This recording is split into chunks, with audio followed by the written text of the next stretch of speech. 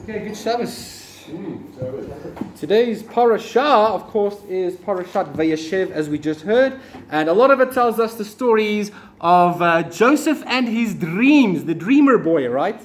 And I don't know about you guys if you ever get these weird dreams, but what would you say if I had a dream last night that I was here at Shul, standing on top of this bima, and all of you came to Shul and bowed down before me?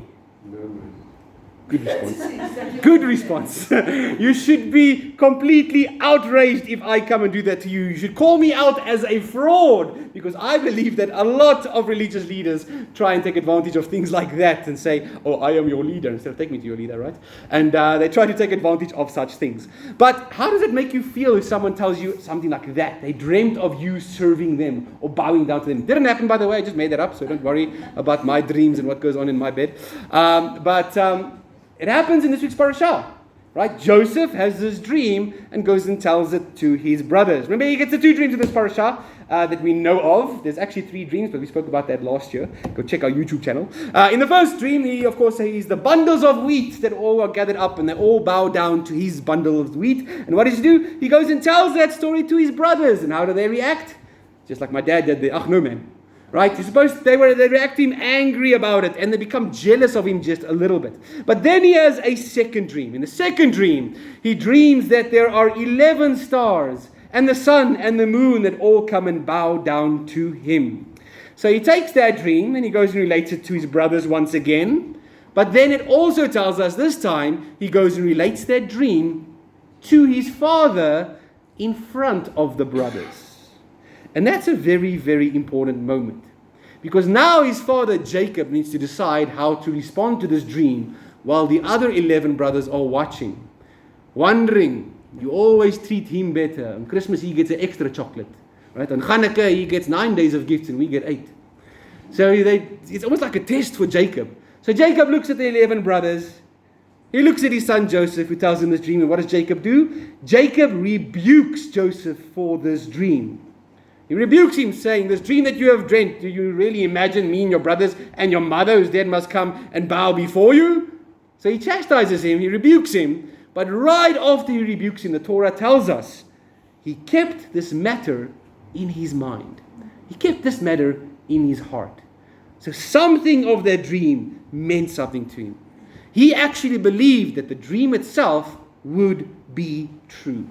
And our commentators come along and tell us that Jacob actually had to act angry in front of the other 11 brothers so that they wouldn't get even more jealous of his favorite son. That's how petty the brothers were towards the way that he treated Joseph. So the Midrash actually, all the commentators tell us that he actually acted like he was angry with Joseph, but inside he knew that that was a dream from Hashem, and part of that would have been fulfilled. He actually believed all of these dreams. Now, when it comes to dreams and interpreting dreams, who's the number one analyst we're supposed to go to if you want your dreams interpreted? Just read the parasha. Joseph.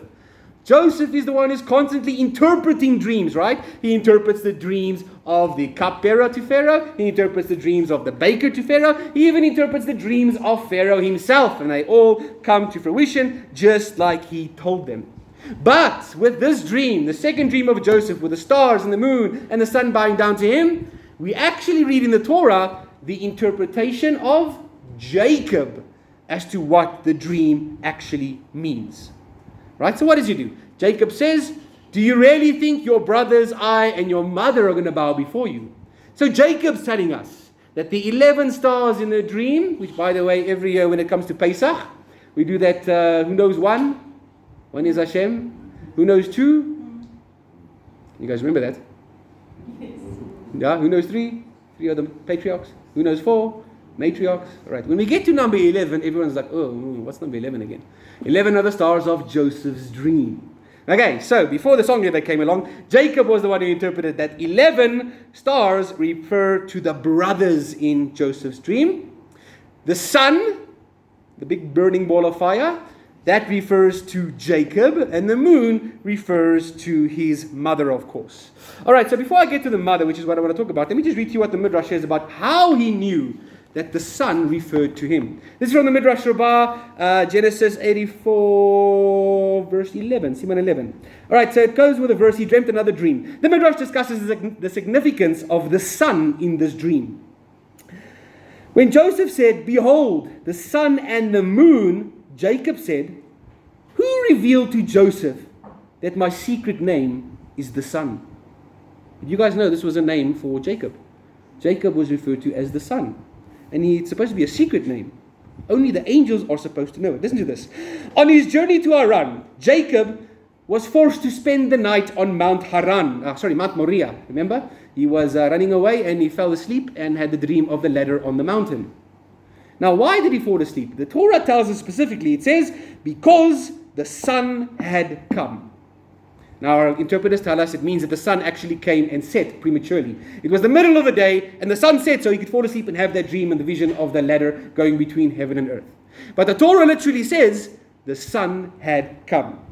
Now, the Midrash interprets that verse as hinting at what the ministering angels said to one another upon seeing Jacob. They saw Jacob and said, "The sun has come, the sun has come." And our Midrash is telling us that because Joseph's dreams alluded to a name known only to the angels, that Jacob's name was the sun to the angels, this is why Jacob heard the dream, and it says he kept the matter in his mind. He decided that it was a true dream, and he did not reject it as a fantasy or a delusion. The reason the angels refer to Jacob as the sun is that just like the sun, he illuminates the world. Okay, so that's how we knew. He heard this dream and the sun telling this dream, and obviously implying that the sun itself is a name for him. And he wondered, where did my son Joseph learn this about me? Where did he get my secret name? Right? And he said, okay, well, this might be a sign that the dream is actually true. All right, so we know that the sun then refers to Jacob. But how do we know who the moon refers to? Who does the moon refer to in his dream? His mother, Rachel. That gives us a bit of a problem. What's the problem here? If they all have to bow down, she's dead at this point. She's buried. How do you bow down if you're already 6 feet under? So it raises a bit of a problem for us. And because of that, our sages and our Midrash and the Talmud have devised some cunning ideas as to what happened. Now, there's two main interpretations. The first interpretation is that when it refers to his mother that will bow down to him, it's not talking about Rachel. Instead, it's talking about the mother who raised him after the death of Rachel, who was, of course, Bilhah. So it's talking about Bilhah. So that's one way that they try and smooth over this and say, okay, it was referring to Bilhah, and Bilhah eventually will bow down to Joseph. The second interpretation is that actually that's just complete nonsense. Rashi quotes the Talmud that tells us, in every dream that a person dreams, some of it has to be absolute nonsense. Let's be honest. Look at the dreams that you guys have had in the past. Right? You're riding roller coasters in the clouds and stuff like that. There's always a piece of nonsense in a dream. There's always something nonsensical in a dream. So the Midrash says this is the proof text for us that there always has to be some nonsense in a dream for it to actually be a dream. So that's one way that we also sweep it under the carpet and don't worry about it.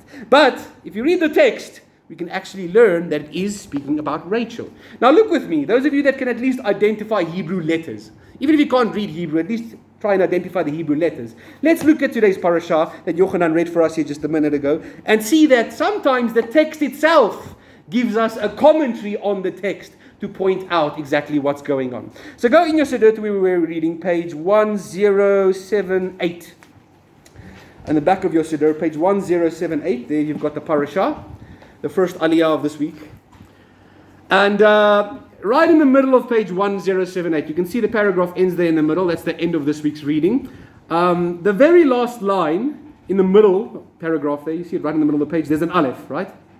So on the far right in the middle of the page is a little aleph. Go up one line. The second last line is where we're looking. This is where Jacob responds to the dream that he heard from Joseph. It says, it starts there with a mem. Can you see the mem? Right? Mem and then hey, which is ma. What does ma mean? It means what?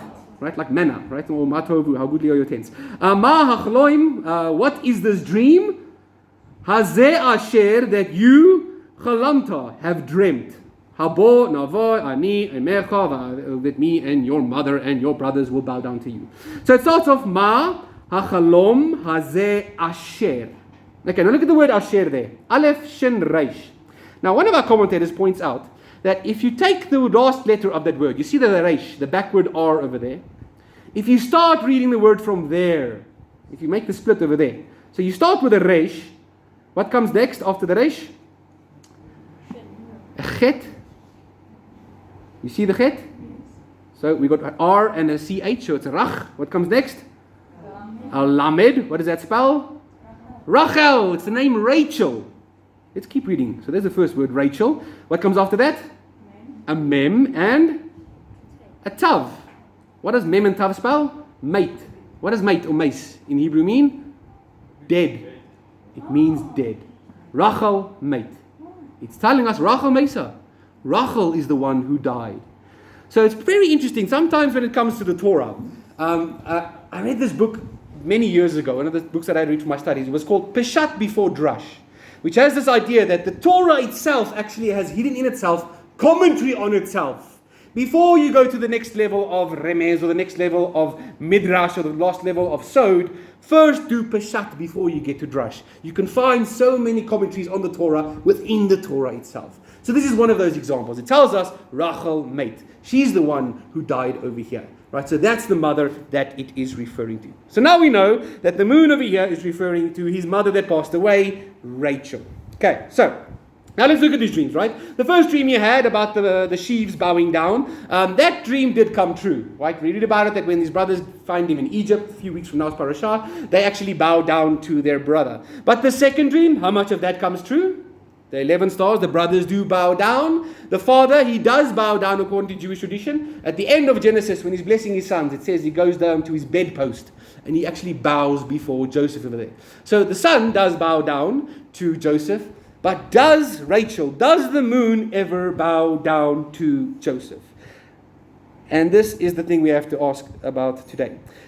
And the answer is no, because she died. The Torah is telling us Rachel died. So what does that mean? If this is a dream, and we know that the dream is true, and it's a prophecy, and we know it has to be prophesied, and that prophecy has to come true sometime, it means that what we have here is a proof text for the future resurrection of the dead. This is what we're talking about in this dream. The resurrection of the dead hidden in this dream over here. This is why it says Jacob kept this matter in his mind. Because Jacob believed in the resurrection. And who was his heart always falling after? Rachel, the one that he loved. And he wanted to be with her. He longed to be with her again. And as soon as he heard this dream and heard that Rachel will bow down, something in him jumped up and thought, my love, Rachel, one day will be resurrected.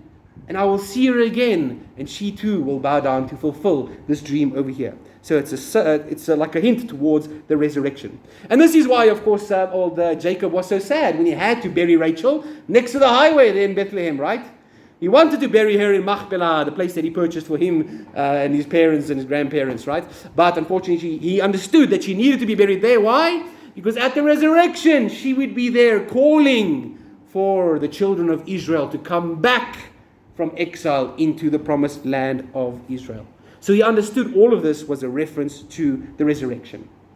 But the other 11 sons were standing there watching his reaction. And those 11 sons had not yet believed in the resurrection.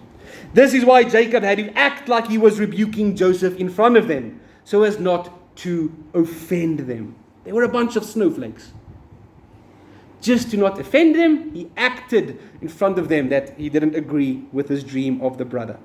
Have you ever heard of any Jews offended by an idea like the resurrection?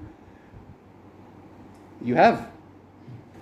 You have. The Sadducees. We have an entire sect of Judaism that existed at the Second Temple period who did not believe in the resurrection. And these were the guys actually running the temple, running the sacrifices. One of the reasons why we went into exile at that point in the first place. So the Gospel in the New Testament is full of stories of these Sadducees getting upset whenever Yeshua or the apostles taught about the resurrection. This is the main reason why they wanted to put Yeshua to death, because of his proof of the resurrection. This is the reason why Peter and John were arrested in Acts chapter 4 after the outpouring of the Spirit when they started preaching of the resurrection. And obviously we saw what happened with the jails. The jails were very bad. They broke out easily.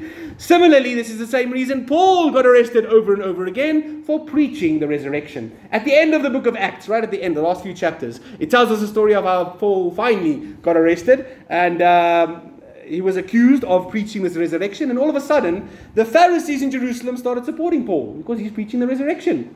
That was the accusation brought against him. And they were like, well, we believe in that too, my boys. And what happened? They eventually decided to send him away to Caesarea, so he can have him in a nice jail cell by the sea. And eventually old Festus came along who liked him, and Festus didn't want to judge him. So they brought old King Herod and his wife to come and judge him, and they didn't want to judge him. They didn't find anything wrong with him. So eventually he said, I am to be called to the emperor. And if someone says I want to be called to the emperor, then, you have to send them to Italy. So off they sent him to Rome, so he could go stand before Nero. And as he took this trip, remember he was on the sea for 2 months, and they were shipwrecked, and they landed up there. For 2 years, he had to pay for his own rent as well while he was in Rome, waiting to eventually stand before Nero. In front of all these guys, Festus, King Herod, all the guys he met on the boat, the 2 years that he spent in Rome, eventually before King Nero, in front of all of them, Paul went and testified about the resurrection. The resurrection of Yeshua. Yeshua, who is our first fruits of the resurrection. It's an amazing thing. That's what he did, testifying about the resurrection. Regardless of their emotions, or if they might be offended by the resurrection, whether they be snowflakes or not. This is what Paul did. Imagine how many of them got offended by the resurrection when Paul would tell these stories. I think it's important for us to do the same.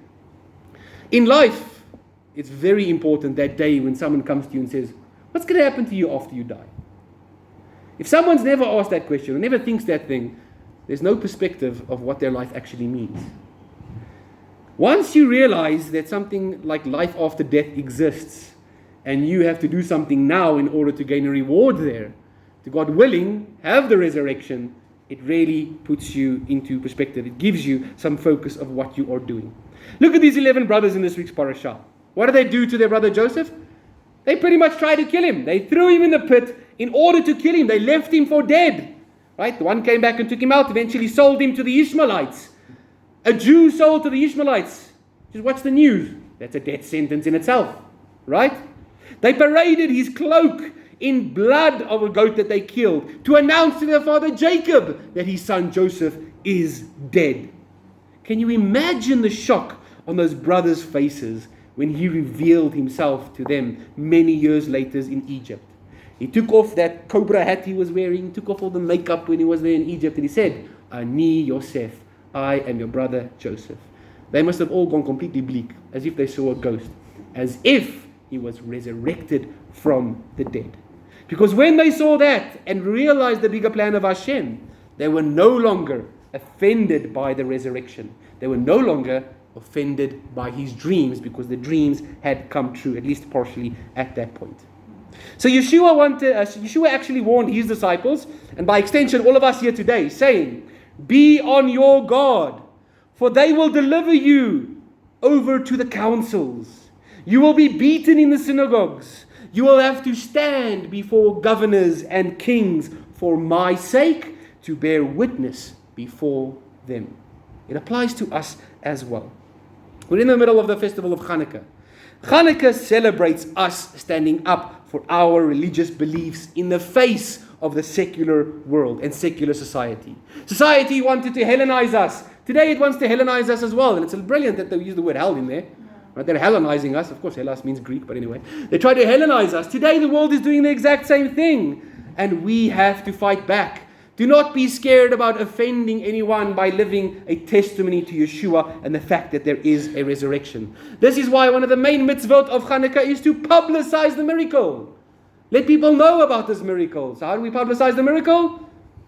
You get your, I don't know how many kilogram bum up on this roof of the shul, and you put up a giant menorah on the roof. And we have these more menorah lightings in public to publicize the miracle. Please come around on Thursday night and watch me climb up here. I'm calling it Siddler on the roof.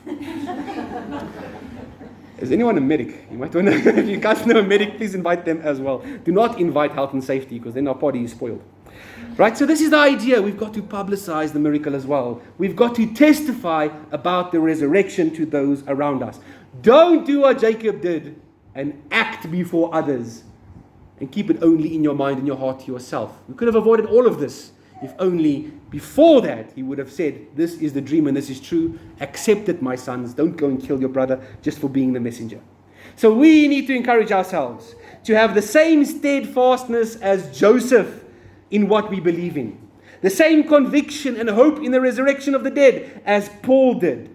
Because who knows? Every one of us, especially in the world today, might have to find ourselves standing before counselors, standing before governors, standing before the officials of our country to testify about our beliefs. Did you see what happened to the captain of the under-19 cricket team in South Africa last week? He's Jewish, by the way.